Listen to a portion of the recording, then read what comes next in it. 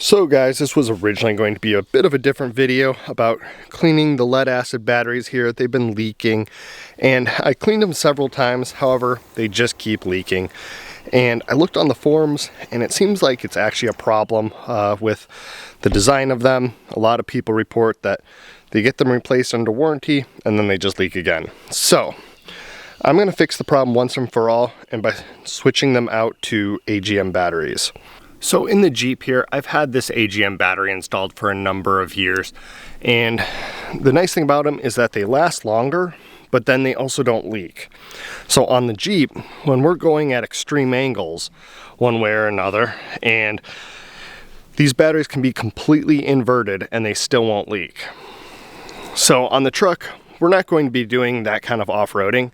However, they still won't leak even just driving down the highway. My truck here has group 65 batteries, and that basically is just the size of it. You can see right there, there's a 65 right in the part number.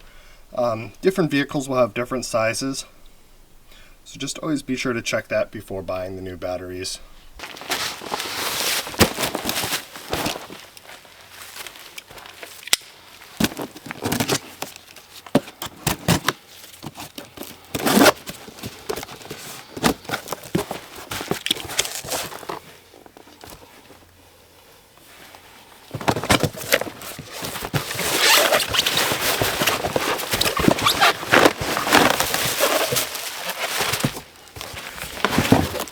There we go.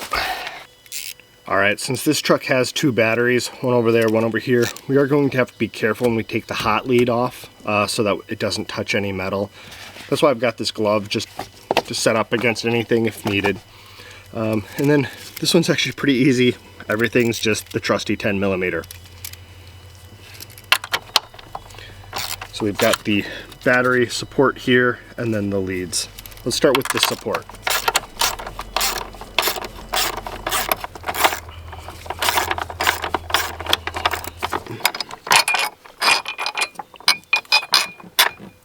Go.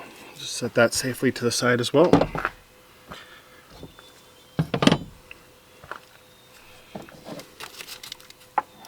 Now at this point the battery is loose in there. Yep, you can see it moving around. So we just got to take the terminals off.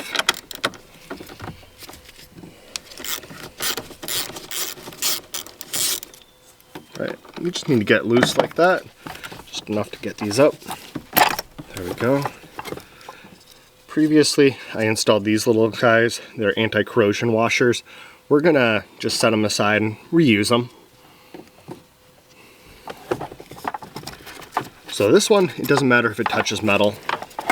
So we'll just put it off to the side and then onto this one.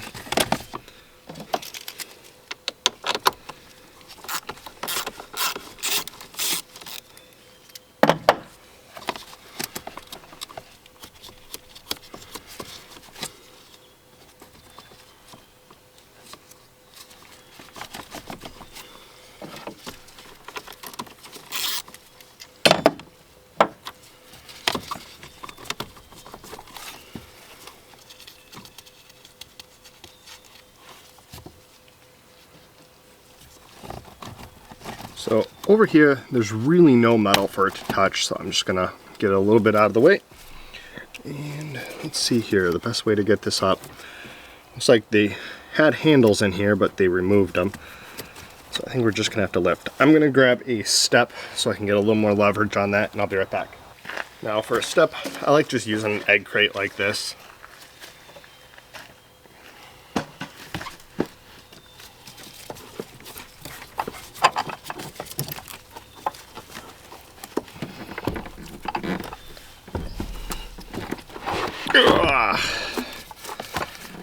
There's a liner, but I think it's going to come out with it.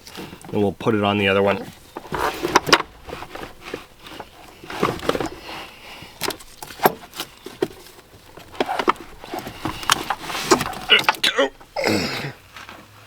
So here we have the new battery.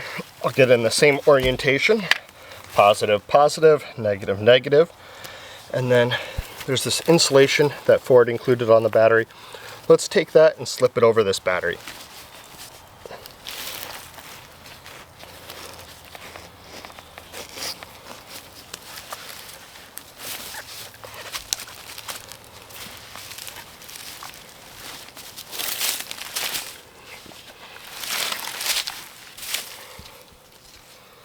Alright, we've got it lined up exactly the same. This one's got a nice little handle on it. Perfect. Alright, back up into the truck. The battery tray in here is pretty clean since the truck's new. But if there was any junk in here, I'd just vacuum it out.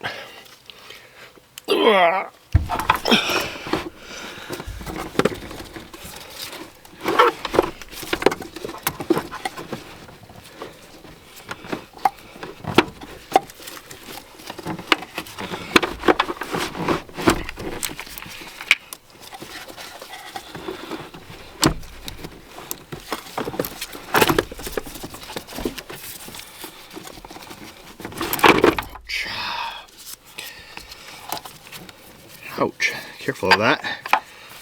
Alright, so we got down in the tray. Got the wiring harness up, and then we'll take these little caps off. And then these little washers, we'll just throw back on there for good measure. There we go.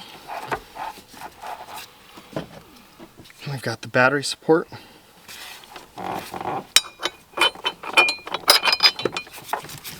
This little wiring harness goes back on there, just like that.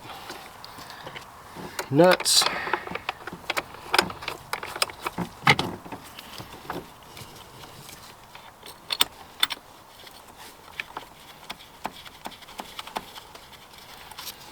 And then the cables. Get some dirt off there.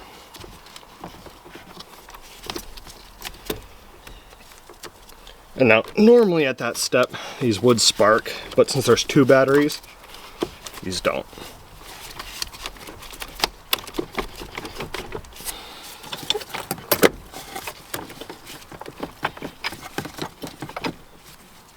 We'll just tighten everything back up.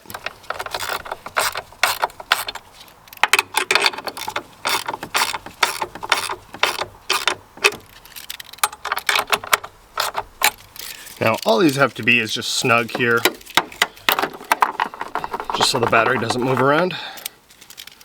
And we'll just snug up the terminals.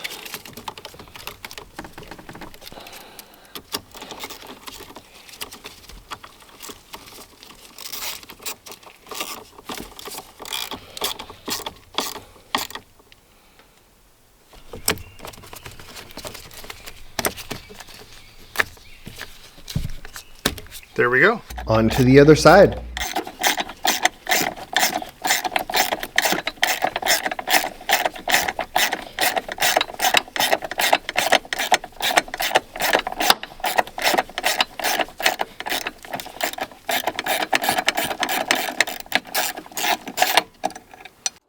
All right, so this one's ready to come off. And I've got to say that Ford is using some of the best heat shrink tubing on these.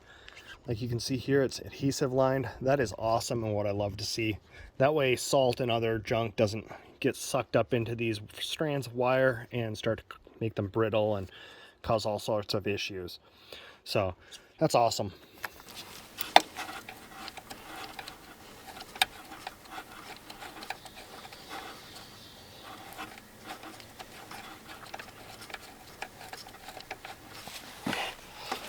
All right. Let's try not to pinch our fingers this time.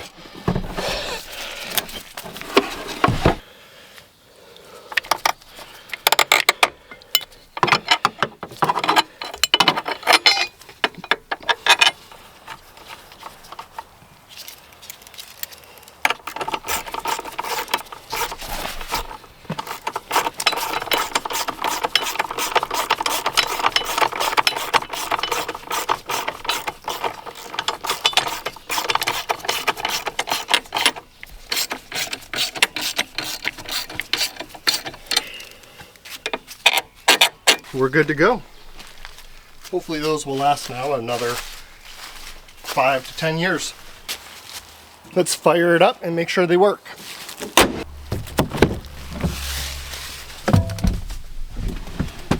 Well, the screen turning on is a good sign.